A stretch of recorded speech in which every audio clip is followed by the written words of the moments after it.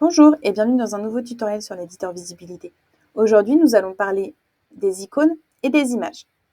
Il existe 3 possibilités pour les icônes et les images. Une seule pour les icônes et 2 pour les images. Pour les icônes, cela correspond au widget qui se situe ici, toujours. Pour les images, ça peut être ce widget ou un fond de section, ce qu'on verra après.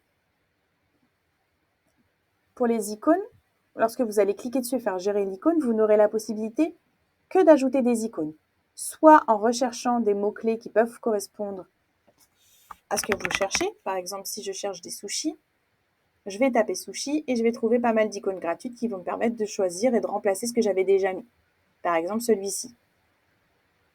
Ensuite, dans la partie design, je vais pouvoir choisir pas mal d'éléments. Mise en page, couleur de l'icône, un arrière-plan, des effets au survol. Et attention, si vous souhaitez que votre icône, comme ceci, soit différente de couleur au niveau du survol, ça se situe dans plus d'options de design et dans couleur de l'icône au passage de la souris. Concernant les images, cette image-là correspond au widget image, ici. Lorsque vous cliquez dessus, vous avez gérer l'image et modifier le design. Gérer l'image vous permet de remplacer l'image en question. Et modifier le design vous permet, un petit peu comme l'icône, de choisir pas mal d'options de mise en page, de style, de couleur, de bordure, d'effets au survol, etc. Ici, nous sommes en mode couverture. Donc, j'ai la possibilité de choisir quelle partie de mon image sera la plus visible, car la taille de ma boîte ne correspond pas à la taille réelle de mon image. Si je fais image complète, on voit bien que mon image, elle est plus en format paysage. Et ici, elle est carrée, car j'ai fait, grâce à ces éléments, une image plutôt carrée, pour correspondre un petit peu à mon texte.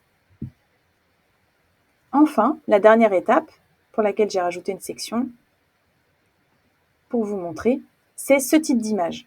Lorsque vous cliquez dessus et que vous avez uniquement design, c'est que le remplacement de l'image se fait dans la partie design directement, car c'est un fond de section. En effet, vous verrez que vous avez fond, et en fait ça correspond au fond de la section, et vous avez la possibilité de remplacer l'image. Vous pouvez aussi tout à fait remplacer par une couleur d'arrière-plan si vous le souhaitez.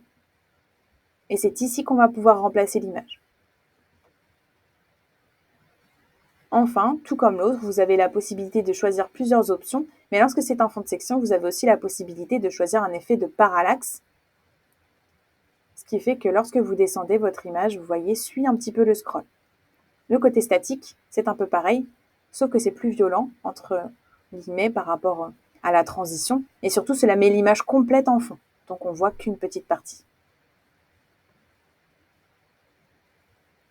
J'espère que cette vidéo vous aura aidé à comprendre la différence entre les différentes images et peut-être à réussir à changer une image que vous n'auriez pas réussi. Si vous avez d'autres questions, n'hésitez pas à nous contacter. Au revoir.